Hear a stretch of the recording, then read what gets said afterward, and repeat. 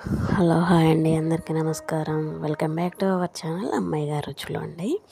ఈరోజు నేను మరొక రెసిపీతో అయితే మీ ముందుకు వచ్చానండి. అది ఏంటి అంటే చికెన్ రెసిపీ అండి. చికెన్ని గ్రేవీగా ఎలా చేస్తారనేది, అంటే నేను ఈ విధంగానే మా ఇంట్లో అయితే ఈ విధంగానే చేస్తానండి. సో వాటిలో కావాల్సినటువంటి స్పైసెస్ అయితే నేను వీడియోలో చూపిస్తున్నాను. నెక్స్ట్ కర్రీ కోసం అనేసి ఒక బౌల్ అయితే తీసుకున్నానండి. హాఫ్ కేజీకి ఎంత అయితే ఆయిల్ పడుతుందో అంత ఆయిల్ అయితే తీసుకోవడం జరిగింది. తీసుకున్నాక వీడియోలో చూపించినటువంటి స్పైసెస్ అయితే ఇందులో యాడ్ చేసుకోవాలి, మనం వేసుకోవాలి. చూడండి, వీడియోలో చూపిస్తున్నట్టుగా నేనైతే ఒక్కొక్కటి నేను చూపించినటువంటి అయితే స్పైసెస్ అయితే వేస్తున్నాను. అలా వేసిన తర్వాత బాగా నూనెలో ఫ్రై అవ్వాలి. ఫ్రై అంటే గోధుమ రంగులోకి రావాలి.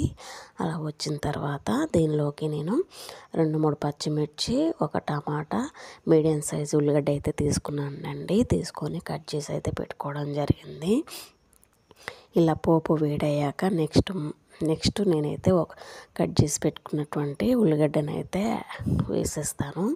చూడండి, వీడియోలో చూపిస్తున్నట్టుగా పోపు వేడైందా లేదా అని చూసాను. సో పోపు అనేది వేడైపోయింది. సో నేను కట్ చేసి పెట్టుకున్నటువంటి ఉల్లిగడ్డ ముక్కలను అయితే యాడ్ చేయడం జరిగింది. సో అలా ఉల్లిగడ్డ ముక్కలు వేసిన తర్వాత ఒకసారి అయితే కలుపుకోవాలండి. అలా కలుపుకున్న తర్వాత కాసేపటికి అలా ఫ్యూ మినిట్స్ అంటే 2-3 నిమిషాలు అయితే అలా ఉండనివ్వాలి. అలా ఉంచిన తర్వాత నెక్స్ట్ మనం పచ్చిమిర్చి అయితే తీసుకోవాలండి. నేనైతే 2-3 పచ్చిమిర్చి అయితే కట్ చేసి పెట్టుకున్నాను. సో నేను కట్ చేసి పెట్టుకున్నటువంటి పచ్చిమిర్చి అయితే తీసుకొని ఉల్లిగడ్డలో అయితే వేసేసానండి. వేసుకున్న తర్వాత అలా కలుపుకోవాలి. అలా కలుపుకున్న తర్వాత 2 నిమిషాలు అయితే అలా ఉంచాలి. ఉంచిన తర్వాత నెక్స్ట్ నేను హాఫ్ కేజీ చికెన్ అయితే తీసుకున్నానండి. తీసుకున్నటువంటి హాఫ్ కేజీ చికెన్ అయితే బాగా వాష్ చేసి అయితే పెట్టుకోవాలి. సో వాష్ చేసినటువంటి చికెన్ అయితే ఇప్పుడు నెక్స్ట్ ఇందులో వేసేయాలి. వేసేసి కలుపుకోవాలి, బాగా అయితే కలుపుకోవాలి. అలా కలుపుకున్న తర్వాత ఇందులో చికెన్లో మ్యాక్సిమం మనం 50% వరకు చికెన్ ఆయిల్లోనే ఉడకనివ్వాలండి. నీసు వాసన పోయేంత వరకు కూడా మనం చికెన్ని 50% వరకు ఆయిల్లోనే ఉడకనివ్వాలి. సో నేనైతే అలానే చేస్తానండి మా ఇంట్లో చికెన్ రెసిపీ అనేది నీసు వాసన పోతుంది అలా చేస్తే. సో అనేసి నేనైతే అలా చూడండి, వీడియోలో చూపిస్తున్నట్టుగా చికెన్ అయితే వేసేసాను. చికెన్ వేసేసి బాగా అయితే కలుపుకుంటున్నాను. అలా కలుపుకోవాలి. అలా కలుపుకున్న తర్వాత ముక్కలన్నీ ఆయిల్లో కలిసేటట్టుగా బాగా కలుపుకోవాలండి. అలా కలుపుకున్న తర్వాత కాసేపు అయితే అలా స్టవ్ మీద ఉంచాలి, వేడి చేయాలి. చూడండి, వీడియోలో చూపిస్తున్నట్టుగా నేనైతే టేస్ట్కి సరిపడా సాల్ట్ అయితే వేసానండి.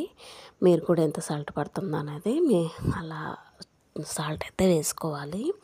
అలా సాల్ట్ వేసిన తర్వాత మరొకసారి అయితే మిక్సింగ్ అయితే చేయడం జరుగుతుంది. చూడండి, ఆయిల్లో చికెన్ పీసెస్ ఉడికినట్టు అనిపిస్తున్నాయి కదా మనకి.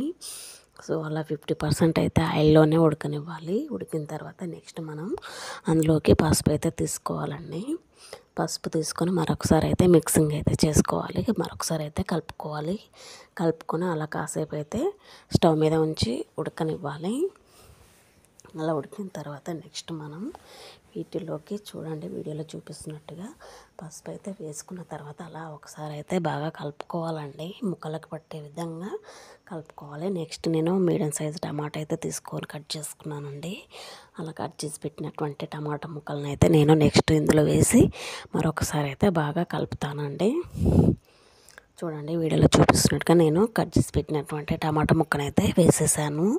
వేసిన తర్వాత బాగా కలపాలి. వీడియోలో చూపిస్తున్నట్టుగా చూడండి, వీడియోలో చూపిస్తున్నట్టుగా బాగా అయితే కలుపుకోవాలండి. అలా కలిపి కొన్ని నిమిషాలు అయితే అలా ఉడకనివ్వాలి.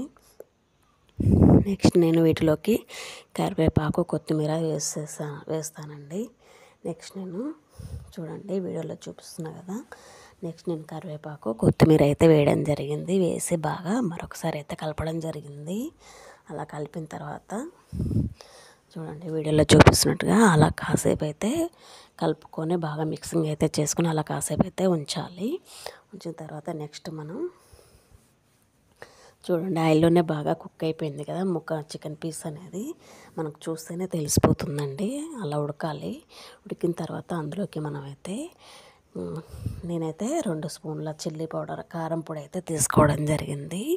తీసుకొని మరొకసారి అయితే కలుపుతున్నాను. అలా కలుపుకోవాలి. కారం పొడి అనేది ముక్కలకు పట్టే విధంగా కలుపుకోవాలండి.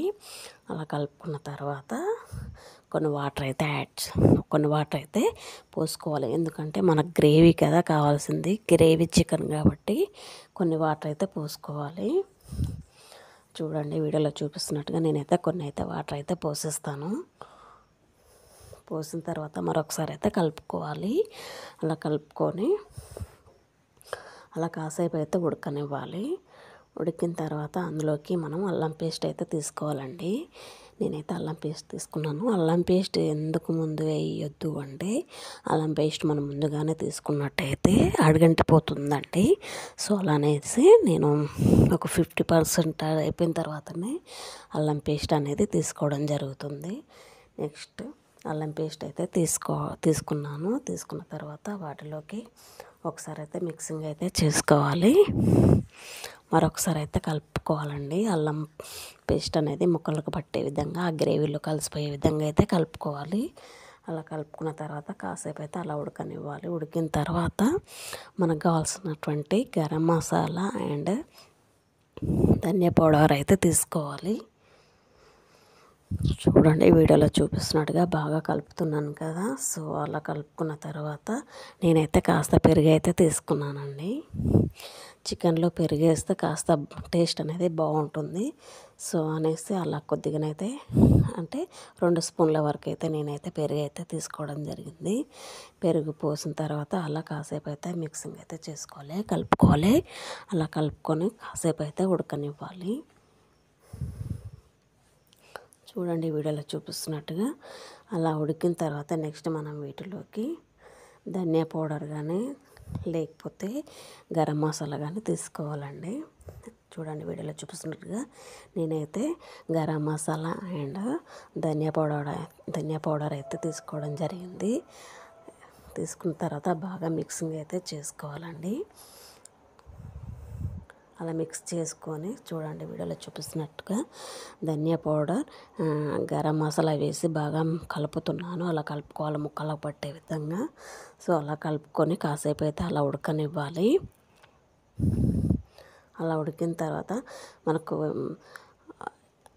బాగా ముక్క ఉడికి ఆయిల్ అనేది పైకి తేలుతుంది. అలా ఆయిల్ పైకి తేలినప్పుడు మనకు కర్రీ రెడీ అయిపోయిందని తెలిసిపోతుందండి. సో నేను మరొకసారి అయితే కొత్తిమీర కరివేపాకు అయితే వేస్తున్నానండి. సో అలా ఆయిల్ పైకి వచ్చినట్టయితే మనకి కర్రీ ఉడికిపోయిందని తెలిసిపోతుంది. సో ఇదే అండి ఈరోజు రెసిపీ. ఈ ప్రాసెస్ మీకు నచ్చినట్టయితే లైక్ చేయండి, షేర్ చేయండి. మరిన్ని వీడియోస్ కోసం అయితే ఛానల్ని సబ్స్క్రైబ్ చేసుకోండి. చాలామందికి అయితే వీడియో అయితే చూస్తున్నారు కానీ లైక్ చేయట్లేదు, ఛానల్ని సబ్స్క్రైబ్ చేసుకోవట్లేదండి. ప్లీజ్ సబ్స్క్రైబ్ చేసుకోండి. Thank you for all of you.